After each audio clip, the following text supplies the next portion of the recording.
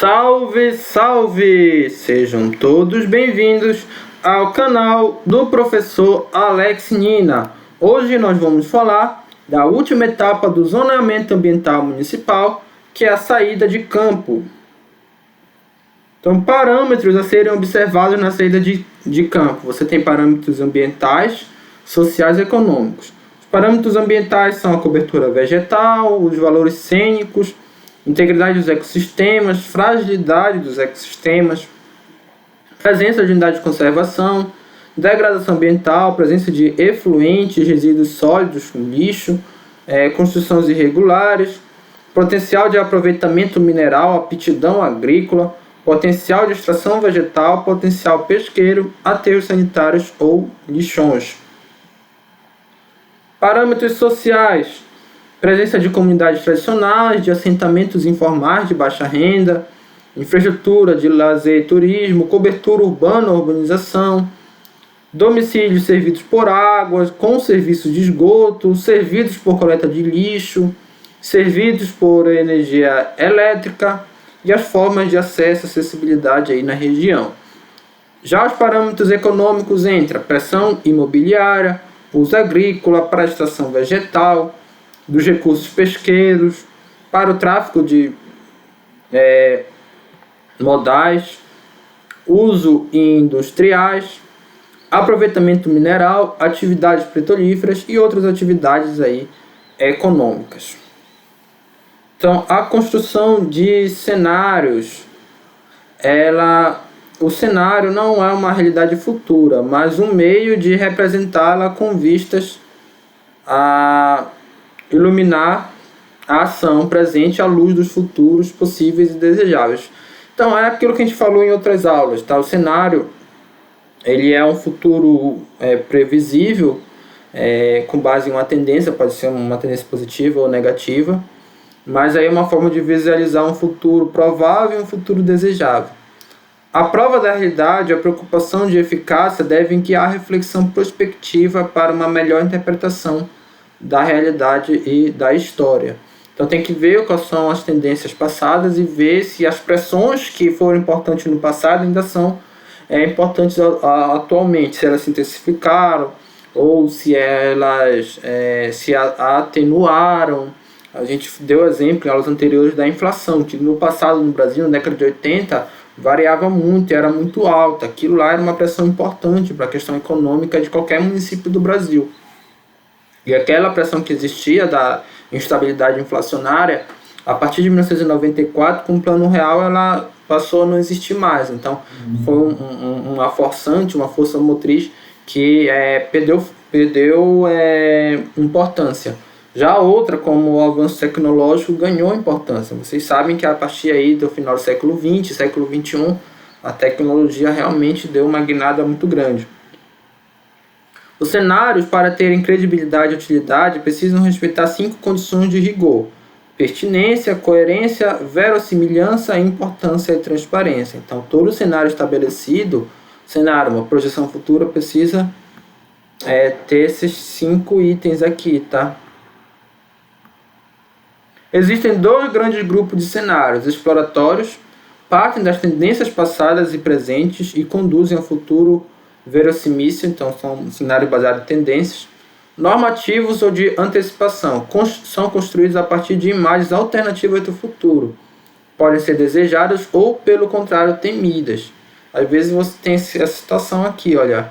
Você tem um cenário com base na tendência, aí você tem uma força motriz, algum vetor que pode piorar essa tendência. Então você vai ter um cenário aí pessimista. Como é que eu vou evitar esse futuro temido? As perguntas para se estabelecer cenários são: o que vai acontecer? A extrapolação das tendências.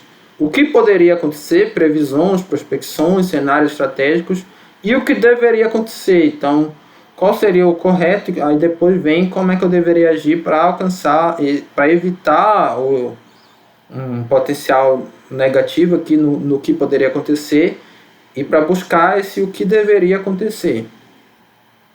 Então, olha, você tem um cenário atual, você pode ter aqui uma erosão, tá? as tendências mostrando que desde o passado você pode verificar isso por mapas. Você pega vários mapas, uma série histórica de mapas, e você vê a margem da praia cada vez recuando mais, ou seja, está tendo uma erosão aqui da região costeira. E aí você consegue calcular a taxa que essa erosão está acontecendo e como é que ela provavelmente vai ser daqui a alguns anos. Ela pode atingir aqui, regiões de lazer e até casa de pessoas. E aí se tem um cenário desejado, aí você pode construir um muro de arrimo, alguma outra obra de infraestrutura aqui para evitar essa erosão. Então, para isso que é importante você estabelecer cenários. A formulação de cenários busca garantir a função socioambiental da propriedade, melhoria a manutenção da condição ambiental existente, revisão, análise e proposição de novos padrões ambientais no ambiente urbano, análise de investimentos setoriais, estabelecimento de unidades de conservação e preservação públicas e privadas, estabelecimento, aprimoramento e revisão da legislação, incentivos a investimentos privados de portes diversos, estímulo ao uso adequado dos recursos ambientais, dinamização das potencialidades locais quanto a usos sustentáveis e resolução ou minimização de conflitos. Tendo como subsídios técnicos e analíticos todo o material gerado nas fases de diagnóstico e prognóstico, a gente falou nas aulas anteriores. O grupo de trabalho deverá consolidar as avaliações de cenários atuais e tendenciais, para estar apto a projetar cenários desejados que sejam factíveis e execuíveis. Então também tem que ter cuidado para esse cenário desejável não ser algo que esteja fora do alcance, tem que ser algo factível também. Pauletti, que é um dos autores que a gente utiliza, relaciona 8 macrocondicionantes de futuro que podem influenciar na dinâmica dos municípios, mas de forma diferenciada em cada classe e uso de paisagem. Então são essas, olha, os macrocondicionantes: crescimento populacional, setor imobiliário, ocupação ilegal, processos migratórios, que está relacionado à paisagem periurbana, mas essas macrocondicionantes elas se relacionam a todas elas, tá? A dinâmica econômica, adensamento populacional, fatores climáticos e atividade econômica, que são as 4 paisagens que a gente já falou aí diversas vezes nessa unidade. Essa diferenciação deve ser estabelecida pelo grupo de trabalho por meio de debates em plenários, que serão os locos de consolidação do cenário desejado. Então, aqueles grupos lá de profissionais de diversas áreas, eles devem debater quais seriam os impactos dessas macrocondicionantes. Para esse fim, sugere-se a orientação das seguintes questões. Então, todas essas são questões que o grupo de trabalho vai ter que buscar responder. Olha, as proposições de uso do território ou setor são viáveis? Existe demanda para o uso imaginado? Os órgãos competentes possuem condições de implementar, fiscalizar e manter a proposta? A proposta pode interessar a iniciativa privada? Quem será responsável por imprimir um novo cenário no contexto municipal? A gente está falando aqui do cenário desejado, tá? Para ver o quanto que ele é viável. Se for o caso de ocupar, como fazê-lo sem destruir as riquezas paisagísticas? Se for o caso de preservar e conservar, de que forma poderiam ser geradas condições e recursos para tal? Você sabe que existe um custo aí de fiscalização e controle para preservar as regiões. Então, todo custo a gente precisa ter ali um orçamento previsível. As eventuais regras, normas e leis atuais incidentes têm possibilidade de serem alteradas? Haverá apoio político e financeiro para sua implementação? O processo de monitoramento e fiscalização é factível? Então, todas essas são perguntas relevantes. Essas análises poderão orientar a consecução de outros quadros síntese para cada setor e área crítica objeto do exame, que serão estruturantes do caderno de plano de projetos e ações. Então, você já tem os quadros síntese que a gente falou na aula anterior, e aí você pode aí aprimorar com base nessa análise dos cenários possíveis e das proposições e do estudo de campo também. Aí você tem aqui, condicionantes do futuro, a título de exemplo: crescimento populacional, manifestação atual da condicionante. Crescimento populacional do município encontra-se acelerado, taxas anuais de 3%, é um crescimento realmente alto, 3% ao ano. A tendência de crescimento mantém-se, aí aqui exemplo, a tendência de crescimento mantém-se por tempo indeterminado, sendo projetada a expansão da área urbana em direção à zona rural do município. Tudo isso pode ser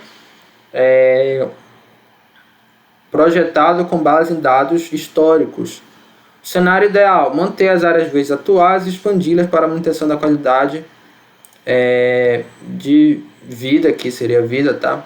É a própria postura do Ministério do Meio Ambiente que colocou errado, não fui eu, da população. Então, qual é o desafio? Tem essa tendência aqui, crescimento alto, como é que a gente vai manter um cenário ideal de manutenção das áreas verdes? Aí, quais são as ações propostas para que alcance esse cenário ideal? No curto prazo, você tem delimitação de zonas de expansão urbana, zona de preservação ambiental. No médio prazo, de 2 a 4 anos. Curto prazo é de 1 a 2 anos, tá? Médio prazo, fortalecer a fiscalização do uso e ocupação do solo, em acordo com a política de ocupação vigente. Revisar e implementar um plano diretor participativo. E de longo prazo, mais de 4 anos aqui. Fortalecer a fiscalização de uso e ocupação do solo de acordo com as políticas de ocupação vigentes. Por ser esta a fase final, o grupo de trabalho encerrará suas atividades tendo como produtos. Então, vai ter o relatório completo ali do zoneamento ambiental municipal, um estudo que orientará o macrozoneamento, um caderno de mapas completos e um caderno completo de planos, projetos e ações. Tudo isso vai embasar o plano diretor municipal. Então, essas são as principais referências dessa aula, dessa unidade como um todo. A apostila de zoneamento ambiental municipal do Ministério do Meio Ambiente aqui seria de 2018 essa apostila, tá? Não tá nenhum ano, mas o correto seria estar bem aqui, ó, 2018. E aqui também uma apostila do Marcos Poletti, aqui do próprio Ministério do Meio Ambiente também. Então é isso, pessoal, espero que tenham gostado aí dessa disciplina como um todo. Aqui é a última aula da disciplina. Espero que tenham aprendido muito, eu aprendi muito também para elaborar as próprias aulas. E é isso, deem o seu feedback aí nas aulas e bom estudos a todos.